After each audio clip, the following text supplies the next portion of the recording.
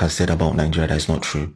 When I was in Nigeria, I was kidnapped by the police in Abuja, myself and my brother, in the heart of Abuja, in Wus.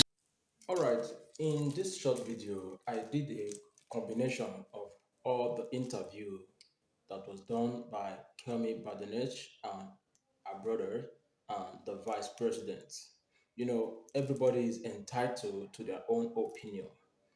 I myself have gotten an experience with Nigeria police, not in this country, at Benin Republic, and I know how Nigeria police could be. Now, my focus, why I'm doing this particular video, is the interview of the brother himself. You know, I don't agree with everything that Kemi said during our interview, but some things there are correct. The issue of Nigeria police could be sometime annoying, really annoying, because if you have gotten an encounter with Nigeria police, you would have known that, yeah, that particular aspect she said that Nigeria police stole her brother's shoes and wristwatch. She was correct by that because Nigeria police could be doing somehow sometimes. So do please relax and watch the combination of the video. Here we go. Thank you. Destroy us. Do you trust the British police? I do.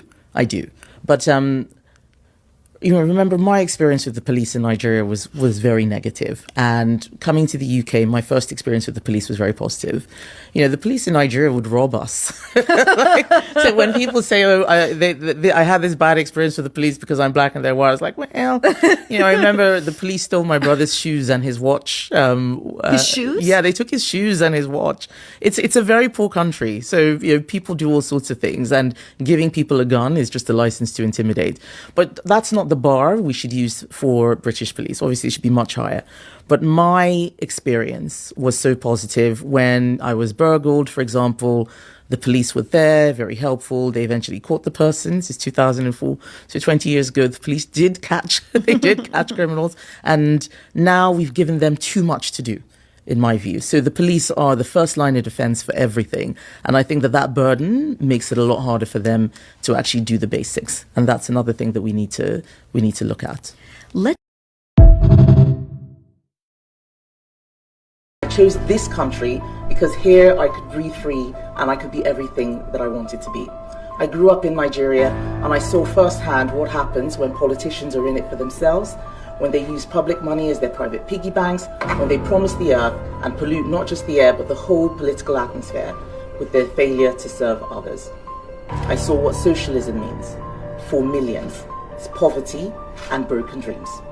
I came to Britain determined to make my way in a country where hard work and honest endeavour can take you anywhere. Kemi badenoch, the leader of the British Labour or Conservative Party, we are proud of her in spite of her efforts at denigrating her nation of origin. Rishi Sunak, the former British Prime Minister, is originally from India. He never denigrated his nation of ancestry nor poured venoms on India. He is entitled to her own opinions. She has even every right to remove the Kemi from her name, but that does not underscore the fact that the greatest black nation on earth is the nation called Nigeria. 1 out of every 3-4 black men is a Nigerian, and by 2050, Nigeria will surpass the United States, will be the third most populous nation on earth.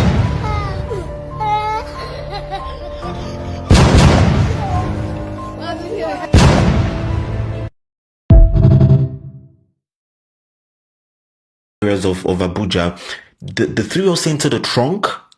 I actually struggle with anxiety and what's it called, and claustrophobia. They threw me into the trunk of the car, myself and my younger brother. They harassed us. They told us that they could kill us, nothing will happen. They forcefully took our ATM cards from us, went and used POS, and we drew how much?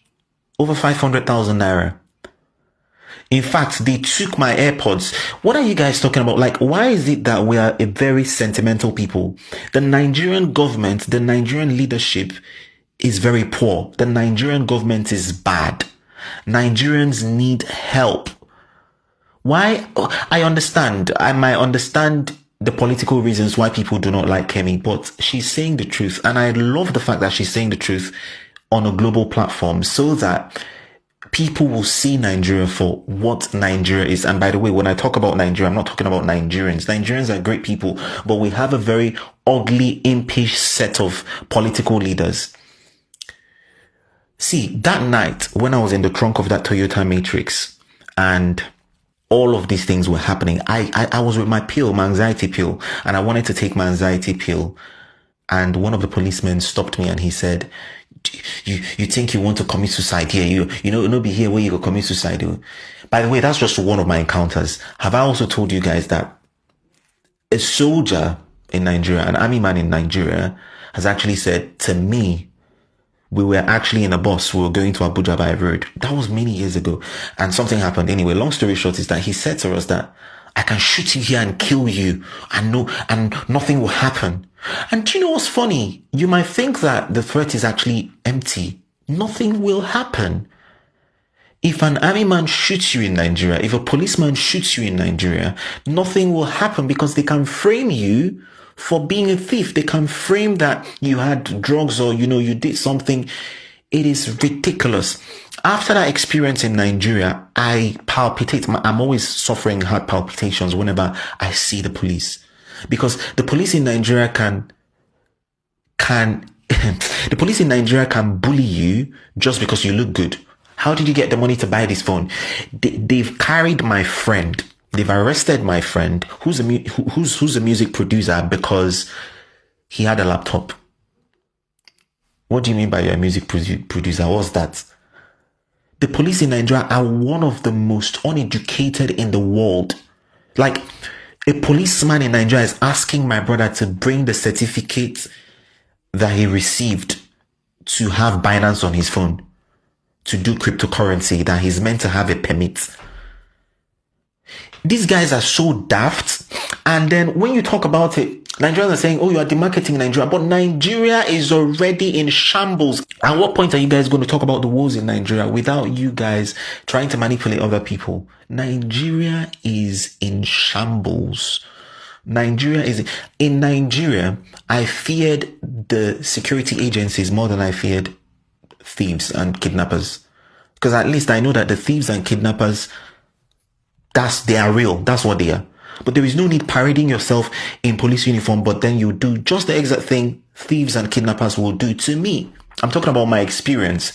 So when you hear some Nigerians abroad say stuff like, I can never live in Nigeria, or it's not because we don't love Nigerians. It's not because we don't love Nigeria. Sadly, the things that we've seen in Nigeria, we don't want to. That night that I was in the trunk of the Toyota Matrix, I decided that I will not raise my children in Nigeria. Like, because when I called my dad and I told my dad, this is what happened, my dad began to cry. My father, who's 60 plus, began to cry. He was sobbing like a child. He was like, so this is how I would have just lost you. He was crying. And then in that moment, I'm like, wait a minute. If I don't leave this country, this is what I'll have to face with my child. In Nigeria, you can be arrested because you have tattoos, because you have dreadlocks, just because you look good. And it is absolutely insane. It's gutting. And I don't understand the Nigerian people who want to keep on defending Nigeria. Everybody knows that Nigerians are great people. Nigerians are good people. Nigerians are great people. But the Nigerian government are not good people. That my younger brother had the EFCC come into his compound where he lives. Do you know how they got into the compound? They broke the CCTV cameras. It's a financial security agency. Is breaking the CCTV cameras, slapping people unwarrantedly, beating people up. And then at the end of the day, they just go. And they came in with masks. Oh, for God's sake. Nigeria is a real crime zone. Nigeria is a crime zone. So when people who are abroad, we don't know what Kemi Badenoch has actually seen. She's just telling us bits and pieces here. We don't know the fullness of the things that she experienced in Nigeria. So let her talk. If the government is very embarrassed about what's happening and what people are saying, then fix up. The Nigerian government should fix up. Just fix up and everybody will be fine. Simple. I love Nigeria. I love the Nigerian people. But one thing I have grown to accept is that my love for my life is not less than my love for Nigeria. So as much as I love Nigeria, I can have a long distance relationship with Nigeria as a state. With Nigerians, I absolutely love Nigerians. I think that we are one of the most phenomenal people in the world. But yeah, let Kemi keep on talking.